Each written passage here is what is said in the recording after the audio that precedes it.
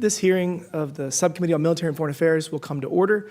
I'd like to welcome everyone. Without objection, the chair may declare a recess at any time. I recognize myself for the purpose of making an opening statement.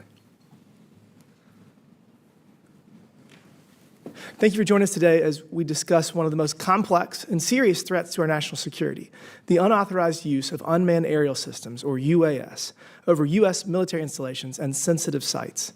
In recent years, we've seen a surge in drone incursions over military installations across the country. In 2024, the Department of Defense stated that there are more than 1 million drones registered in the United States and estimated that there are more than 8,500 drones flown legally across the country every day. I've even seen some of these drone incursions firsthand during my time in the South Carolina Air National Guard. However, these incursions are not from hobbyists being blown off course.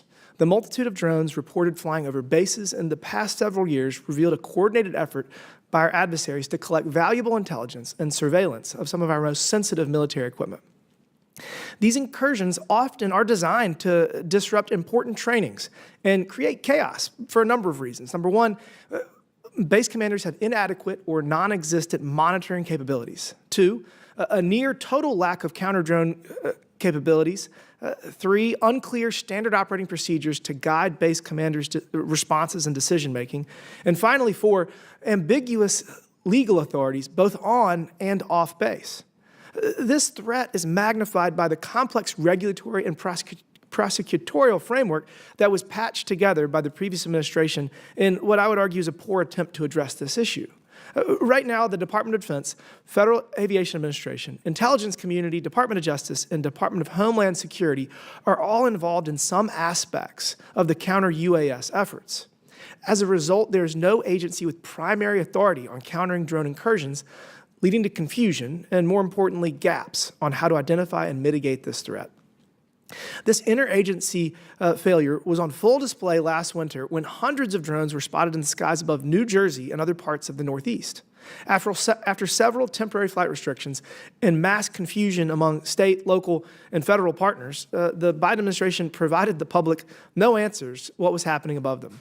However, with only a few weeks of the current administration taking office, they revealed that the drones over New Jersey were actually authorized by the FAA. This instance raises multiple questions as to why the previous administration left the American people in the dark for over a month when they knew the simple truth. Another notable incident occurred at Langley Air Force Base in December of 2023.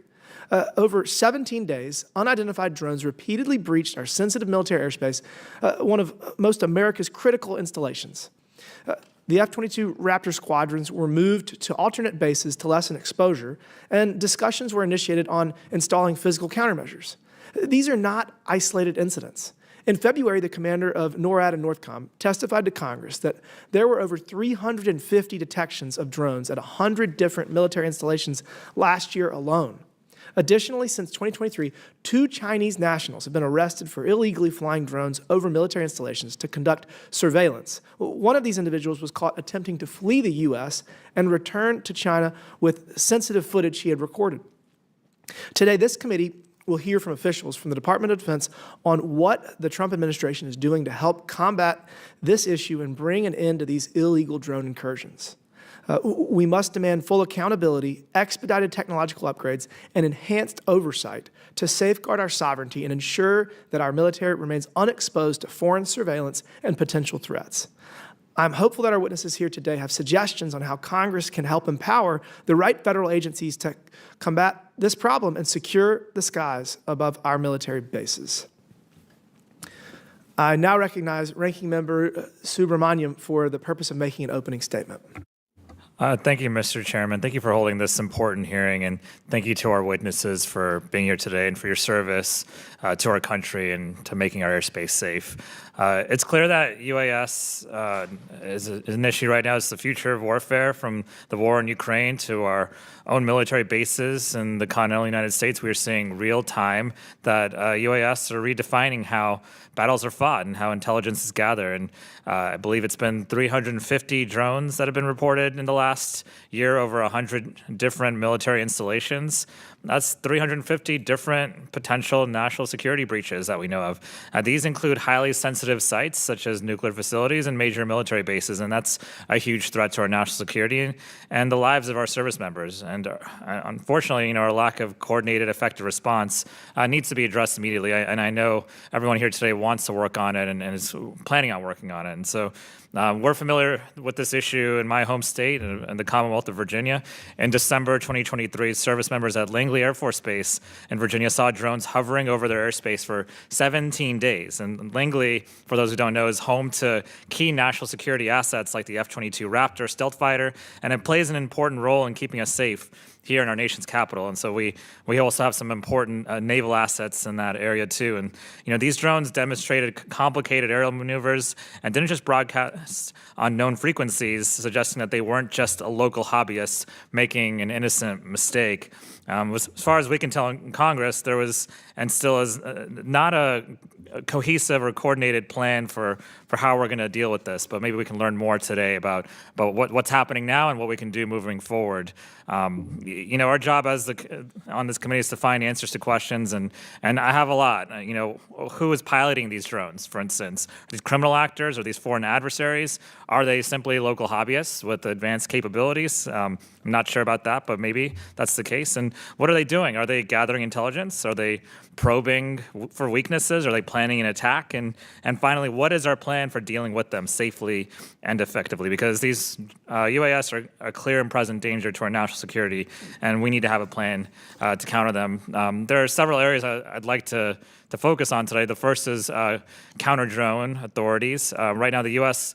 law allows the Department of Energy, Justice, Defense, and Homeland Security to detect and respond to drone activities in certain situations, such as nuclear facilities, for instance, missile defense assets, or other covered facilities. But only around half of all military installations actually fall under this definition of covered facility, which is why I think this may be something we should look at for change. The second is counter-drone technologies. It's not just as simple as shooting them down, as we know. There are homes and businesses and parks near bases like Langley, and people live there, children play there. Shooting down drones could endanger people in these communities, especially if we don't know what payloads the drones may carry. And a missed shot could also pose a threat to commercial air traffic as well. And so, we need to find a way to safely counter some of these incursions. And we have other technologies at our disposal, like jamming and disrupting and even taking over unknown or hostile drones. But there's a lot of work to do to develop these capabilities, and some of that work actually takes place in my district in Northern Virginia. And with that said, I don't know of a silver bullet, and so it's going to take a coordinated effort, I think, at the state, local, and federal level. And so we're all going to have to work together because everyone's got different jurisdictions. And I'd like to, on that front, see if we can work together and maybe have some sort of task force in place so that information is easily gathered and where everyone's up to date on the latest technology as well as the best practices. And so this is a very timely hearing on an important issue, and I want to work with my colleagues on both sides of the aisle to come up with a plan to protect our military bases and protect the American people. So I yield back. Thank you for that. I'm pleased to welcome an expert panel of witnesses for today's discussion. I'd first like to welcome Rear Admiral Paul Spadero, the Vice Director for Operations, or J3, for the Joint Chiefs of Staff. I'd also like to welcome Mr. Mark Detlefson, who is the current Acting Assistant Secretary of Defense for Homeland Defense and Hemispheric Affairs. Due to unforeseen circumstances, the FAA is no longer testifying at today's hearing, but they have committed to answering in writing any questions that our members have. If any member has questions they would like to submit to the FAA following this hearing, please get them to staff for the FAA to answer. Now we're going to administer the oath to the witnesses. Pursuant to Committee Rule 9G, the witnesses will please stand and raise their right hand. Do you solemnly swear or affirm that the testimony that you are about to give is the truth, the whole truth, and nothing but the truth, so help you God? Thank you. Please take your seat. Let the record show that the witnesses answered in the affirmative. We appreciate you being here today and look forward to your testimony. Let me remind the witnesses that we will have read your written statement, and it will appear in full in the hearing record. Please limit your oral statement to 5 minutes. As a reminder, please press the button on the microphone in front of you so that it is on and the members can hear you. When you begin to speak, the light in front of you will turn green. After 4 minutes, the light will turn yellow. When the red light comes on, your 5 minutes have expired, and we would ask that you please wrap up. I now recognize Rear Admiral Spadero for his opening statement.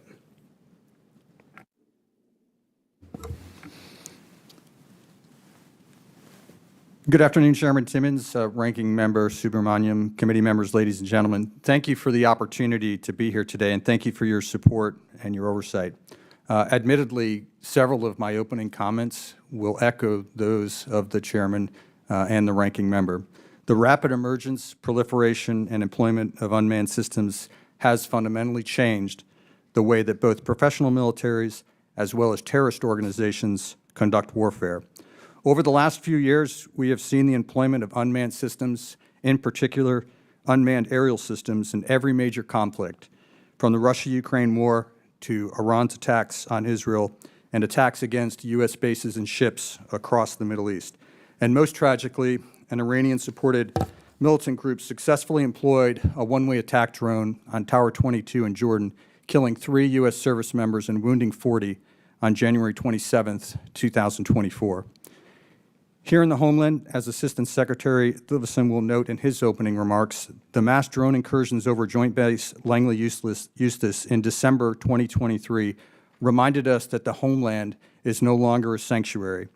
And should our adversary choose to employ drones for surveillance or even attack, we would not be prepared to adequately defend our homeland and only marginally capable to defend our military installations. The incursions over Joint Base Langley Eustis were not the first. They've not been the last, but they were the longest and the largest series of incursions that we have seen to date.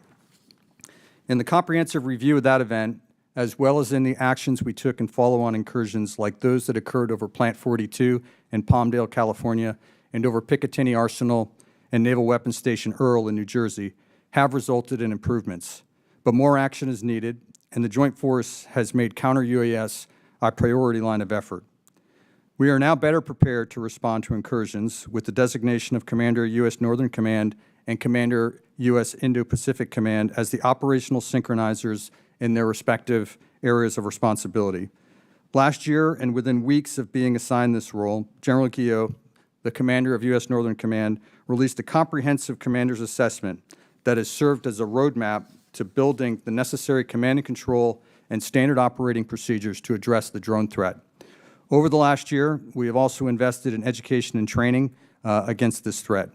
NORTHCOM has been the central driving force for the work being done by several organizations in partnership with industry to deliver the domain awareness and counter-UAS systems that we require. And lastly, we are progressing well in our completion of the counter-UAS tasks assigned to us in the fiscal year 25 NDAA. We appreciate your continued support and your oversight.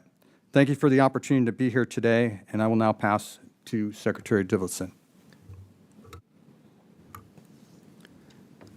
Chairman Timmons, Ranking Member Subramaniam, and distinguished members of the committee, thank you for the opportunity to speak here today. The events of December 2023 at Joint Base Langley Eustis served to focus and energize DoD's counter-small UAS efforts in the homeland.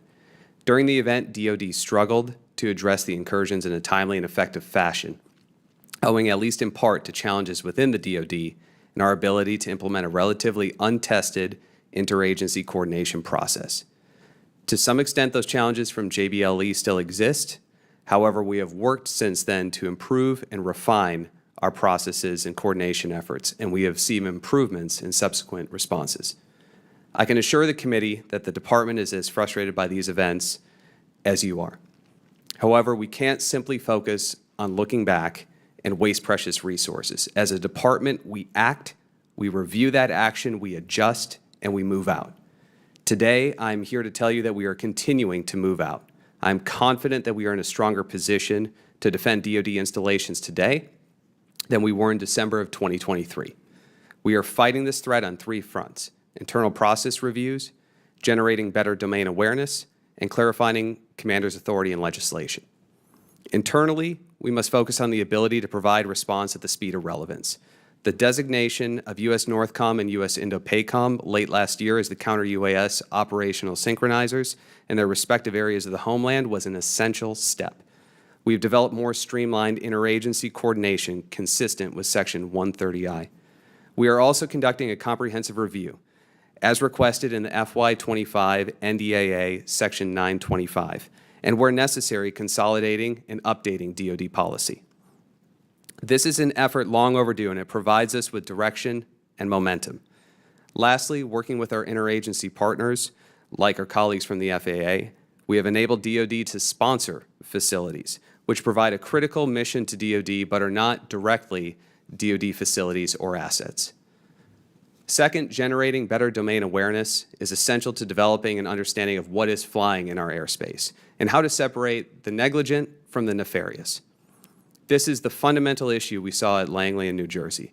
DoD is working through venues like the Joint Rapid Acquisition Cell, the JRAC, to rapidly acquire the right equipment and to give commanders better tools to understand the operating environment and the ability to effectively conduct non-kinetic and kinetic mitigations. Commander U.S. NORTHCOM phrased it this way in his posture hearing in February: "You can't defeat what you can't see." On the legislative front, we continue to engage with members of Congress to seek modest but important refinements to DoD's counter-UAS authorities under Section 130I. Our legislative proposal is intended to allow the Department to protect additional locations and missions, add greater stability for long-term planning and resource allocation within the Department, and facilitate improved understanding and cooperation among the U.S. interagency and local partners. Ultimately, I believe we need to address all these issues with end users in mind. Our installation commanders and the security personnel charged with the duties to protect our installations, our operations, and ultimately, our personnel. Lastly, the President of the United States has issued several executive orders directing the Department of Defense to take all appropriate and lawful measures to ensure the complete operational control of the border. The Department, in turn, is responding by preparing the path for employment of counter-SUAS activities along the border, both in support of DoD interests and in support of DHS as the lead federal agency. As the operational environment, legislation, and threats evolve, policy must adapt to ensure DoD's ability to continue to advance our national defense objectives remains. Mr. Chairman, Ranking Member Subramaniam, and distinguished members of the committee, in conclusion, the Homeland continues to face increased and evolving threats from UAS. To address these challenges requires a whole-of-government approach and a unified effort. We must modernize the ability to assess the threat, determine its weaknesses, and acquire and deploy countermeasures. Thank you for the support of Congress and for your continued commitment and support of the Department of Defense. I look forward to your questions. Thank you. I now recognize myself for 5 minutes. Rear Admiral Spadero, how many drone incursions have taken place over U.S. military installations over the past 2 years? We got the number last time we had a briefing of 350, but have they grown, or what's the current data you're willing to share? Yeah, so the exact number I'd be happy to share in a classified setting, but I can tell you that it has grown. I'm actually curious, why did we get the 350 number in an unclassified setting? That was one of the questions I had. It's a great question, sir. Okay. Yeah. Fair enough. All right, well, let's do this. Can you discuss procedures that DoD has in place for a base commander when the base commander gets reports of an unauthorized drone incursion?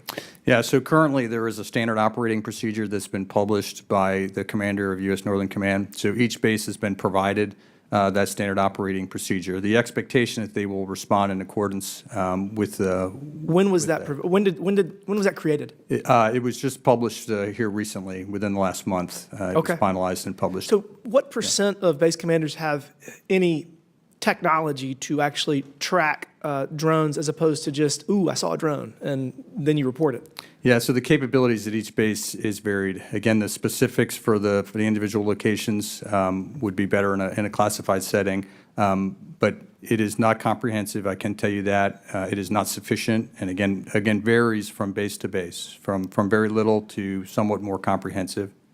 Is that something that Congress can help with authorizations and appropriations to get additional resources? Because I think that I would feel that most bases should have at the very least, the ability to track. Whether they have countermeasures is a different thing, but is that something that y'all need? You need additional money? Yes, sir, absolutely. I think the development, fielding, the acquisition, distribution of domain awareness sensors is the critical first step. It's not the only thing. Obviously, we need a method to exert command and control so that we can build a common operating picture, because it will take layers of different sensors, because one sensor may be better against certain UAVs and certain flight profiles, and you may have to rely on different sensors to round out the picture. So being able to fuse all that together to get the complete picture will be necessary. And then, as you mentioned, getting to a point where we could actually respond, that's an entirely next investment that needs to be made. So yes, we do need more sensors. We're addressing the shortfall right now with the fielding of flyaway kits. So these will be kits that will be available for bases that have very limited capability to detect on their own and build domain awareness. And should they have an incursion that they're unable to resolve, they would solicit the help from Commander U.S. Northern Command, and this flyaway kit, as well as expertise and additional resources that would be required, would be immediately deployed to that location. So I guess resources are probably fairly easy, and y'all are going to work on telling us what you actually need from a technology perspective. But the other side is the authority. So, I mean, does a base commander have clear authorities what they can and can't do relative to whether the drone is in their airspace or just outside their airspace? And is that as big or bigger of a problem? So all of our installations have the authority that's afforded them under the standing rules of engagement and the standing rules for the use of force. In those rules, if they can establish that there's hostile intent or hostile act, then they not only have the authority, but they have the absolute right and responsibility to respond appropriately to protect themselves, forces, as well as DoD property. So those are standing rules that they have. Now, being able to discern hostile intent and hostile act, as referred to in the opening comments, may be very challenging. Is this negligent activity being conducted by someone just flying a drone irresponsibly, whether that is a recreational enthusiast or it is someone that's using a drone for commercial aspects? So it can be a challenge here in the homeland to determine that. So a base commander has the authority to, for example, arrest a Chinese national that's a quarter-mile off base? He does not have the authority to detain someone that is off base. He would have to coordinate with local law enforcement to apprehend someone that is operating a drone outside of the base. Now, I know Secretary Dillison will talk about 130I authorities, which is something that we really do want to talk about today, because I think it's important. But under 130I authorities, there is some additional room to respond. For a covered facility, merely the presence of that drone conducting unauthorized surveillance or suspected of conducting unauthorized surveillance or interfering with operations, as you referred to in your opening statement about the interference with F-22 operations, that would meet the standard for response rather than having to determine hostile intent or hostile act. Thank you for that. My time has expired. I now recognize the gentleman from Virginia, Mr. Subramanian, for 5 minutes. Thank you, Mr. Chairman. I wanted to go back to something I mentioned a couple of times, which is what is a covered facility and a not covered facility. And Rear Admiral Spadero, if you're not a covered facility, what does that mean? Like, does that impair your ability to respond? And what do covered facilities have that non-covered ones don't? It's if you're not covered, you can request to be covered, but you'd have to meet the criteria to become a covered facility, and that is one of the problems with the 130I authorization, is meeting the criteria for covered. An example of this would be Luke Air Force Base, where F-35 training takes place for roughly 3/4 of those that fly F-35s, and it is not a covered facility because training facilities are not covered. So it would be problematic to actually get approval for Luke Air Force Base to be a 130I. Now, as I mentioned earlier, under 130I, if a drone is conducting unauthorized surveillance or suspected even of conducting unauthorized surveillance, then the base commander would be able to respond to that. Unauthorized surveillance may or may not meet the criteria of hostile intent, which would give you the authority to respond under the standing rules of engagement and the standing rules for the use of force. So it relieves some of the burden on that base commander to determine that there is an imminent threat. If this is interfering with our operations, if this is giving a potential adversary a look at our base and our sensitive activities, then we have the authority to respond. And mentioned before having to reach out to local jurisdictions if someone's operating UAS outside of a base. And what kind of coordination is currently being done with state and local jurisdictions? Is it sort of ad hoc, or is there like a process in place right now? And does federal law limit the extent of engagement with state and local? And how can we make that better? Yeah, thank you for that question. So each base commander, one of his imperatives is to build relationships with the local community. That would include law enforcement agencies. It is covered extensively in all of the base commander courses. So they're part of their training and their education program before they assume command is building how to build those relationships, the importance, what the limitations of those are. So each individual base commander is responsible. There are additional lessons learned and protocols and best practices about how to engage law enforcement on this particular threat. But those occur at our bases and did occur at Joint Base Langley Eustis. They had a very tight relationship with local law enforcement, with sheriffs, police departments, as well as other federal agencies, law enforcement agencies that have capability in that area. And they did respond in concert together to try to apprehend individuals that were responsible for that drone activity over the base. So that it does occur, and it is very important. And as far as technology and mitigation, what I don't know, maybe this is the right forum for this, but broadly, do you think there's technology gaps currently? And do you think that there's progress being made towards kind of filling those gaps? And what can we do, both in Congress as well as the private industry, to help kind of fill the gaps when it comes to technology for trying to address both kinetic and non-kinetic solutions? Yeah, in general, the technology to field systems has far outpaced the technology to defeat those systems. It's a much wider, broader, deeper market for drone application for commercial and recreational purposes.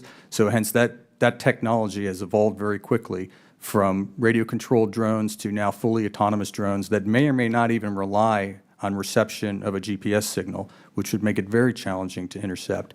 So on the counter-drone activity, you have to come back to agencies that would be interested in that, like Department of Defense, Department of Homeland Security, FBI, law enforcement agencies. So we have to partner and we have to create that demand within industry to get technology back on pace to counter this ever-increasing emergence of drone technology. Do you feel like we have the personnel right now and the expertise in the country to be able to do this? I think we've seen a good response. I'll defer to Secretary Dillison. He can talk about DIU and other organizations that have really made a solid partnership with industry to advance this technology. Thank you, Admiral. Yes, there's several different organizations within the DoD that are looking at this issue and moving out rapidly to acquire new capabilities, such as the JRAC, the Joint Counter-UAS Office, and DIU. All of those, this is a focus area and one of their primary lines of effort. Thank you. I yield back. Thank you. I now recognize the gentleman from Virginia, Mr. McGuire, for 5 minutes. Thank you, Mr. Chairman, and thank you to our witnesses. Admiral, thanks for your service. I want a yes or no from both of you. Are you aware of the August 2020 advisory? It's an advisory on the application of federal laws to the application and use of technologies to detect and mitigate unmanned aircraft systems. Are you two aware of that? Yeah, no, sir. I'm not specifically aware of that. No, If sir. and when appropriate, I have a copy, and I'd like to admit that into the record. Without objection, so ordered. So I believe that's the source of a lot of the problems that we have. In the military, we have something called paralysis by analysis. Obviously, the commanders at Langley and other bases have seen drones, and they failed to act because, and I believe the source of those problems is this August 2020 advisory. And I think I have a solution for it. I was recently at the southern border where I met with Tom Homan, I met with Border Control, ICE agents, mayors, sheriffs, business owners, 10th Mountain Division folks that are protecting our border from San Diego all the way to Texas. And I asked them, are you seeing drones come across the southern border and surveying our troops? And the answer was yes.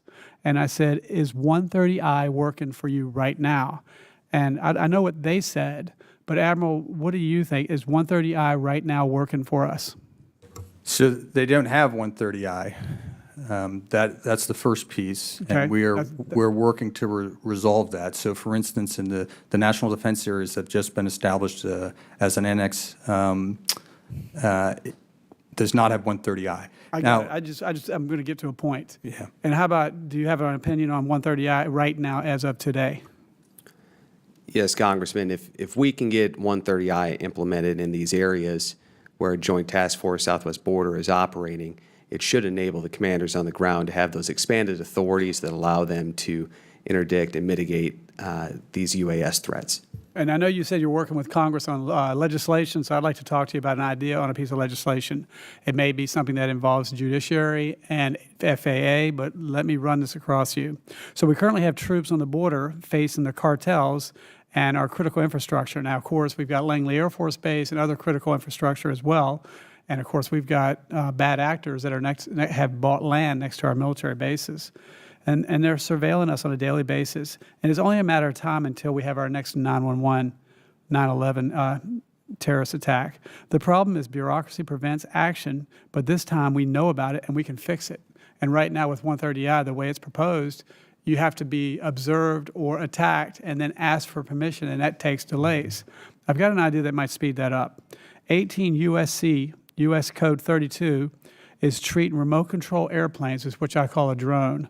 So 18 USC 32 is treating remote control airplanes or drones as if they're passenger airplanes.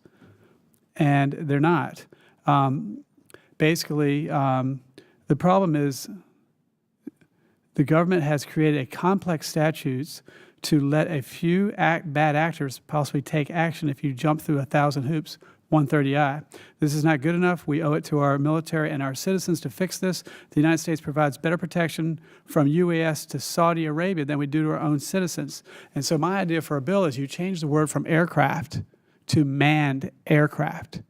Because I think every commander is afraid that if I shoot down a remote control airplane or a drone, no one's going to back me up. I think I remember hearing the Langley commander say, "Are you guys going to back me up?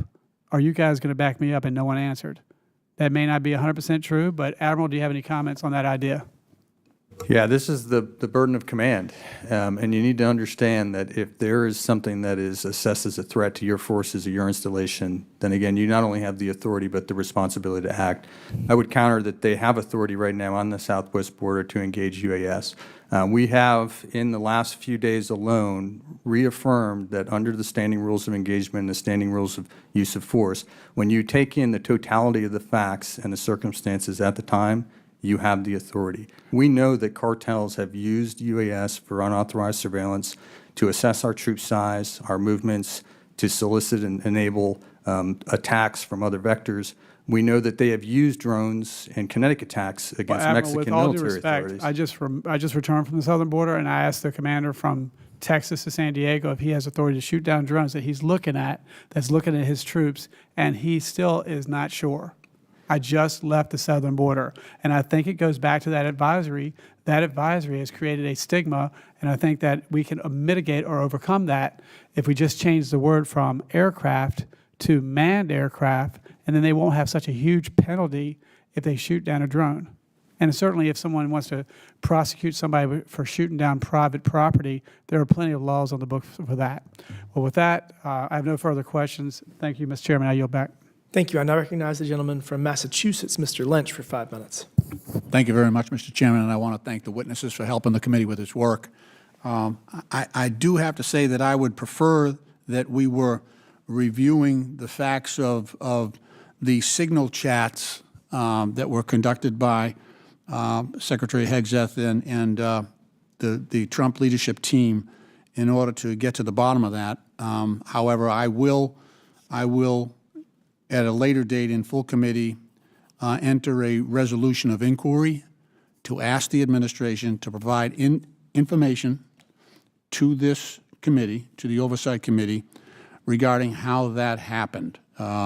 It was bad enough, the last time we were here, we just knew that the initial signal chat had happened and that inadvertently they had included the editor of the Atlantic, who was not approved for clearance, and that the chat included specific information about those attacks against Yemen, and which could have put our sons and daughters in uniform at grave risk. Now, that was then. Now we know that this chat also went to Secretary Hegseth's brother, his sister. I don't think his mom was in on it. She's about only one in the family who wasn't in on it. And then the family attorney was in on it as well.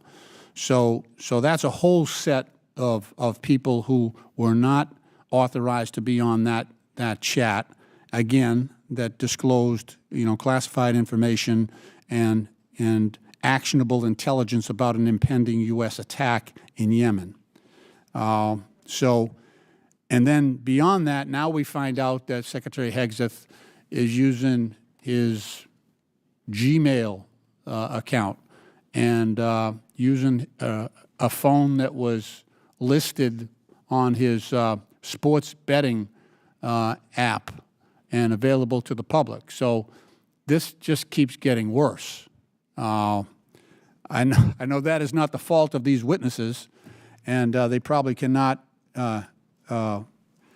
illuminate the circumstances, but I will be filing that resolution of inquiry asking for the White House to provide that information, because that is important. It's not partisan politics.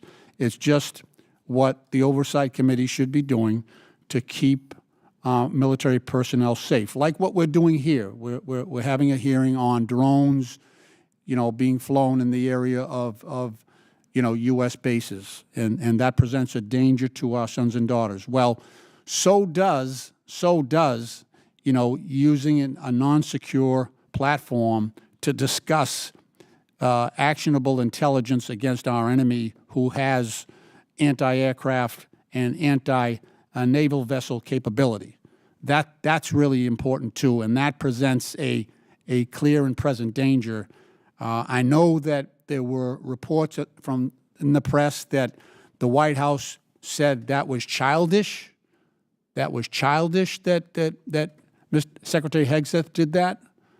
I agree with that assessment. I think it was totally immature, and it demonstrates an unfitness and a lack of seriousness about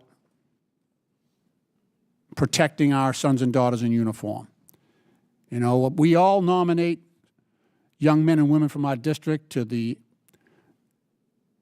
Military Academy at West Point and to the Naval Academy. And dear God, you can't put a family in that position, put one of our best and brightest in that position, and then leak information to our enemies while they're going into battle. Okay, so this committee, myself included, investigated an attack, 2020 attack by al-Shabaab at Manda Bay in Kenya. That was a drone attack. Several recent base attacks overseas, in fact, have involved the use of drones. So, Admiral, how has our profile, countermeasures against drones, how has that changed since those initial attacks back in 2020 that resulted in U.S. casualties? Yeah, so since that time, we've fielded a number of new systems across a variety of the spectrum, electromagnetic as well as electro-optical and infrared sensors to build our domain awareness. We've also fielded a number of kinetic systems that shoot interceptors or use some sort of munition and they're deployed at our most vulnerable and most likely to be attacked facilities overseas. That is where the bulk of our counter-UAS capability is actually located, is overseas, and hence the problem here in the homeland is we have very limited and sparse and distributed capability across the multitude of installations we have. Thank you, Admiral. Thank you for your courtesy, Mr. Chairman. I yield back. Thank you. I now recognize the gentleman from Arizona, Mr. Biggs, for 5 minutes. Thank you, Mr. Chairman. I just want to briefly comment about the previous questioner. Once again, going with the woke media story and not bothering to mention the success of the strikes which restored freedom of navigation, protected shipping lanes, kept Americans safe, nor did he bother to mention that the encrypted service that was being used was one recommended by the previous administration, by DHS guidance. But my questions with regard to this topic is for both of you, and you could just this is the context. So do we have the technology to discover that there is UAVs in the neighborhood of our bases? Yes, Congressman, we do. Okay. And can we track, if a UAV is there, can we track it? We have the technology to track it? Yes, Congressman. Okay. And then you could interdict it if you chose to at every base.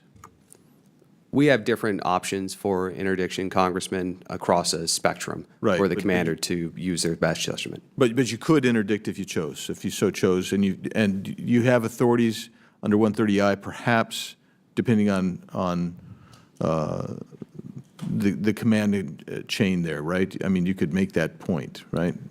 Depending upon the installation, whether it's a covered installation, Congressman, you would have the 130I additional authorities. But as the Admiral has said, there's always the ability to respond if there's hostile intent for that base commander. But you have to determine hostile intent, and that's the problem, right?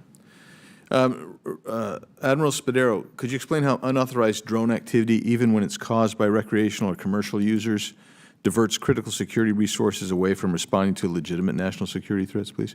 Yes, Congressman, thank you for your question. If we go back to New Jersey and that activity, once the FAA put the temporary flight restrictions in place, and there was very broad and comprehensive coverage of that by the media. Many of you spoke about it. Many of the members of Congress talked about the anxiety that was building in the community due to the high level of sightings.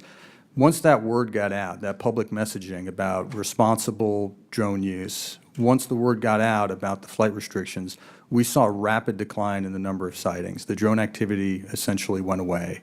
And we don't want it to get to the point where we have to do that every time. If we can message to the public that responsible commercial and recreational application of your drone is an imperative to prevent diverting our attention and our resources, both from investment, training, and response, we're going to be better at defending the homeland.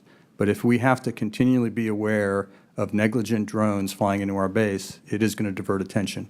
That's not to say that we don't need to address this threat, because as was brought up by this committee, and we agree with, our adversary has demonstrated that they will use this type of activity for unauthorized surveillance, for espionage. Yeah, and let's add to that for a second, and that is the coupling of AI, which is moving rapidly forward and providing autonomous navigation, obstacle avoidance, deep learning, computer vision, easier to become weaponized, real-time image recognition, target identification.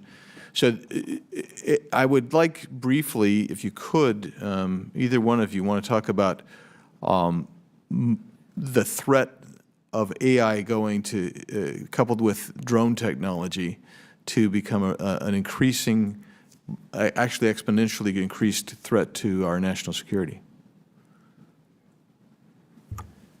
Congressman, it's a great question. Thank you for that. On the policy side, we need to make sure that our regulations internally at the DoD are streamlined to the extent that we stay at pace with the threat that we face outside the fence line of our installations. We need to make sure that we are giving the commanders on the ground clarity on what they have for authority and providing them the capabilities to counter those threats. Now, I think the Admiral can speak better as far as what is actually being developed at this time and how far ahead we are in counter UAS technologies. But as far as the policy purview is concerned, I know from the Secretary of Defense front office down, we need to give the warfighter every capability they need to keep our service members safe. I know that I'm not going to have time to hear your answer, Admiral, sorry, but with regard to the policy, I would ask that you work with the chairman of the subcommittee on policies that need to be rewritten, perhaps through legislation that we can do to facilitate defending against this combination of AI and drone technology, which is advancing very rapidly. And Mr. Chairman, to that extent, I have some unanimous consent request, if possible. So, Yes. Yeah, the first one is autonomous ascent, how AI is reshaping the future of the UAV industry. Another piece, mystery drones swarmed a U.S. military base for 17 days. And next one, what we know about the Langley Air Force Base drone incident. Without objection, so ordered. Thank you, Mr. Chairman. Thank you. I now recognize the gentleman from Texas, Mr. Cloud, for 5 minutes. Thank you, Chairman. Thank you for bringing up this very important topic that's very timely. And thank you, Admiral, especially for your service and those in uniform behind you for what you do to protect and serve our country. It occurs to me that we're discussing this issue, but it seems to me like it's as much a system of some of the bigger issues we've seen at the Pentagon in regarding our stance just on the world stage, in the sense that, you know, I wish we were talking today about how advanced we are and how forward-thinking we've thought about this, and that we've invested in these new technologies, and that we're leading the world in it, and when we look at drones and drone incursions. But yet, for me, you know, I've considered that funding our defense is our number one constitutional duty in Congress. My biggest concerns have been that sometimes we are funding legacy systems that are outdated as opposed to investing into where the puck is going, so to speak. And while the funding for this is in lots of different buckets, my analysis, looking through a bunch of this, it seems like we're spending about $22 billion-ish in the last budget on fighter jets, and maybe $1 billion on drone and counter-drone technology together. May be off a bit because, again, it's in a lot of different pockets. But it's that concerns me in the sense of, you know, we're talking about military incursions over our base. We're talking about one drone coming and what we can or can't do about it.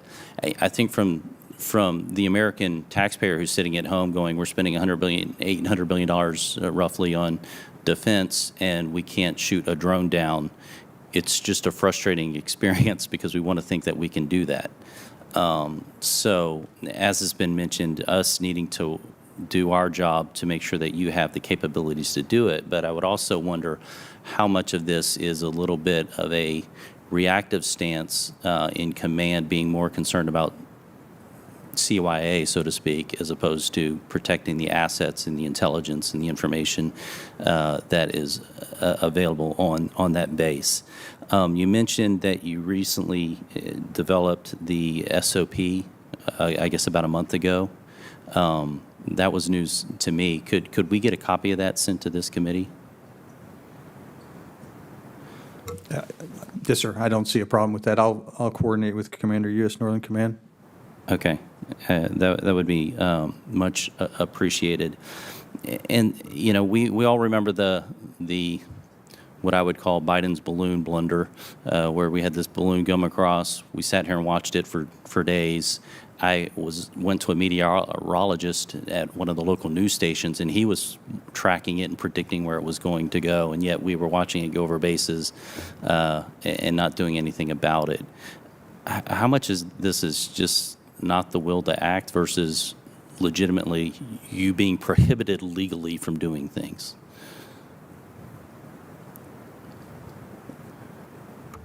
There's a difference between not having a clear authority and being prohibited from doing something, I guess, is what I'm trying to drill Yes, down. Congressman, that's a great question. For us on the policy side, we seek to clarify the authorities for base commanders so that they understand exactly what they are able to do. And as you pointed out, sometimes there may be a little bit confusion because of how the language is given out or guidance is pushed down to the lower levels.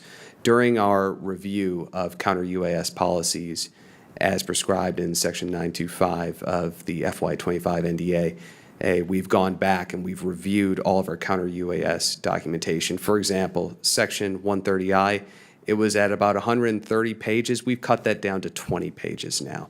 So we're looking to streamline our processes as much as possible so commanders understand what they have for authorities. That's certainly very helpful. And I guess, if I could convey kind of the angst to the American people, we're looking at this and thinking, okay, there's drone incursion into the United States. There's bad actors within our borders now who have the ability to even attack infrastructure. I mean, we're talking military bases, but it could be electric power lines, it could be pipelines, it could be anything at this point. And we seem very like we're approaching this from a very bureaucratic standpoint as opposed to something that literally could be a problem next week. And I'm wondering what we can do and what we can help you do in the sense of urgency that could be needed. We have bad actors even at state level within our borders because, we had open borders for the last 4 years. So the terrorist activity that's now in our country, bad actors from other state that don't have the best interest of our country in mind are here with this kind of capability. And what can we do to speed up this process so that it's handled with the urgency as opposed to kind of like this curious bureaucratic question that needs to be resolved? That's a question. What can we do to speed it up, both from DOD and from Congress's standpoint to support what you need? Thank you for the question, Congressman. We have a legislative proposal working through the Pentagon right now focused on 3 areas where we could improve Section 130I. In the Department's opinion, we don't want this provision to sunset. We want to make sure that the authorities continue forward. There is an expiration date on 130I authorities next year. We also want to expand the locations and missions covered under 130I. As we've discussed today, the bases are not all covered. Not all installations qualify as one of the 9 mission areas under 130I. So we'd like to expand that to cover all installations. And then we'd also like to facilitate data sharing because right now data sharing from the DoD side is limited only in the pursuit of a legal case against a particular individual or group. We're not able to share data with our interagency partners to improve our tactics, techniques, or procedures. And to your point, Congressman, earlier about driving cost efficiencies, being able to share data to produce better technology would help us be more efficient with taxpayer money. Thank you for that. The gentleman's time's expired. The chair now recognizes the gentlelady from Florida, Ms. Luna, for 5 minutes. Thank you, Chairman. Here's what every American needs to know that's watching this currently. In 2024 alone, 350 drones were detected flying over our military installations, over 100 to be exact. And that came straight out of the mouth of General Gregory Gillett, commander of NORAD and U.S. Northern Command. These were not just toys, these were intelligence gathering, signal jamming, and potentially weaponized drones. These incursions happened while the Biden administration sat on their hands, allowing bureaucracy and interagency dysfunction to run the show. I see a lot of military here right now. You guys all know that bureaucracy many times can be our worst enemy. Now that President Trump is back in office, thank God, we finally have strong leadership again, but cleaning up Biden's national security blunder is no small task. Our military installations are still extremely vulnerable. As hearing just sitting here from other some of my colleagues, we have the CCP, Iranian proxies, Mexican cartels, they all know this. We are here today to fix that, and let me be crystal clear. As I'm sure many of you would agree, if you are flying unauthorized drones over military installations, you should expect it to be shot down. Don't expect Uncle Sam to pay for either. My opinion is play stupid games, win stupid prizes. Now, Admiral Spendro, I've heard directly from General Gillett in February, 350 drones incursions over 100 military installations in 1 year. I know that this is not your fault directly, but this is a massive security gap and an utter failure. Under current authorities, what is preventing base commanders from neutralizing these immediately, in my opinion, going out there with a shotgun and shooting these things down? Well, thank you, ma'am, for the question. I wish it were as simple as shooting it with a shotgun, but it's not. Depending on elevation. But what's stopping it? Is it still the bureaucratic red tape and sign-offs? Because in my opinion, if you're flying something like this that can collect jam communications, maybe carry explosives, collect surveillance on classified systems, I don't think that you should have to be required to make a phone call. I think that if you see it, you should shoot it down. Yes, under 130I, unauthorized surveillance would meet the standard for engagement. If it were interfering with your operations, it would meet the standard for engagement. If you're not a 130I, then again, back to the rules of engagement and establishing hostile intent or hostile act. But you may get there. So just the presence of that drone over your base may meet hostile intent or hostile act. There is not a set of circumstances I can tell you in every case and go down a checklist. Okay, you met it. Go ahead and shoot.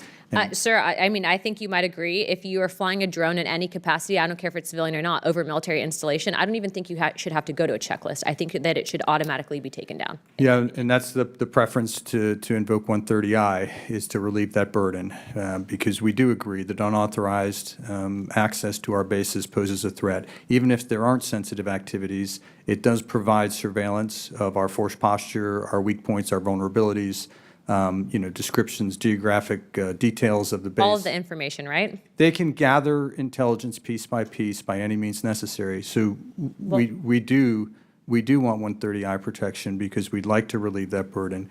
Now, engagement still needs to meet the standard, the responsible standard. You have to do a collateral damage assessment before you can engage. Well, I have a anywhere. feeling with this administration and the members on this panel, I think that you'll probably get there. So help is on the way in that regard.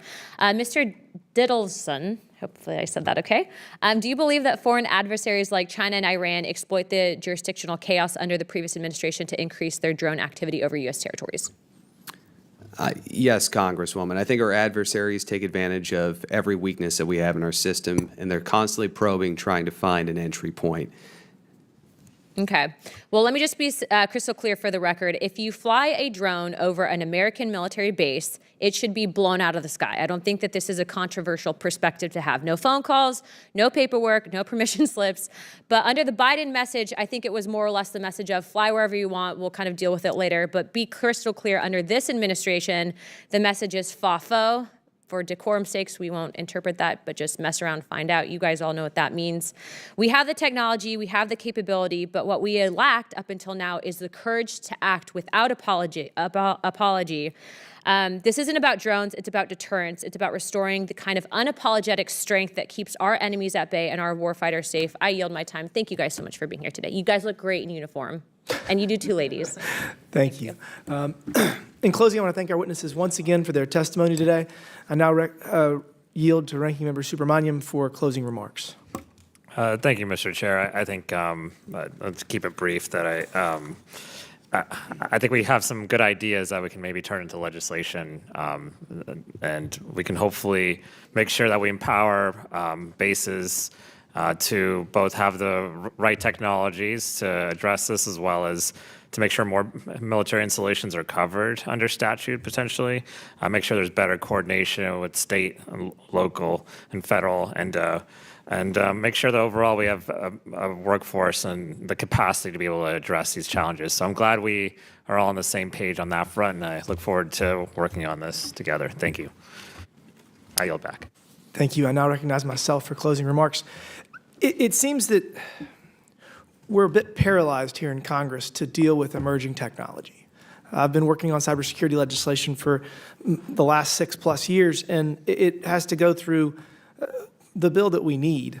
A comprehensive bill would have to go through at least 10, maybe more committees of jurisdiction to get it right in the House, and probably another 5+ in the Senate. And we are just unable to do what we need to do to address real national security issues in the realm of cybersecurity.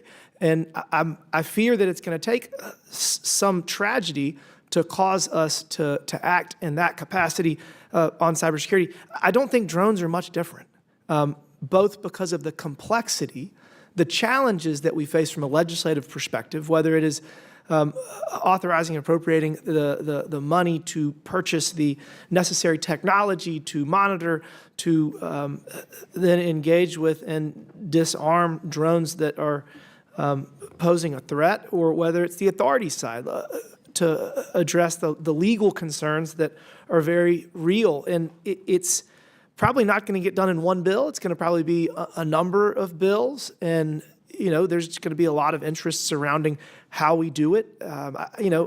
As I think about this issue, the Chinese New Year drone was one of the most amazing things I've ever seen, and it also was very troubling. That display of, I guess it was an AI-enabled drone swarm that was basically providing entertainment. But while it was very entertaining, it's also terrifying.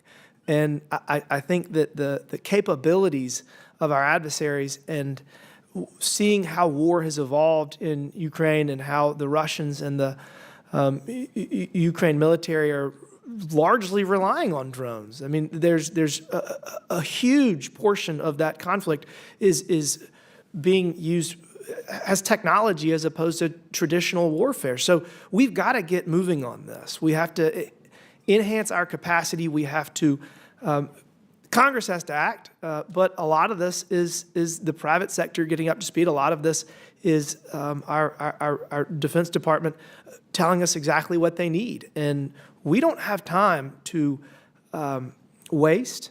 We've spent enormous amounts of resources to make sure that we have a 24/7, 365 air alert mission for fighter jets to be deployed. And I'm not sure how good that capacity is right now, considering that a couple dozen drones could severely impede our ability to get jets off the ground. So, I mean, this is a huge, huge challenge, and we need to act before it is too late. I appreciate y'all taking the time to come here today. It seems that we are moving in the right direction, and I appreciate your work to help get us where we need to be, and I look forward to working with my friend, the ranking member, to craft some legislation, and I will, with that, I will yield back. Thank you again for being here today.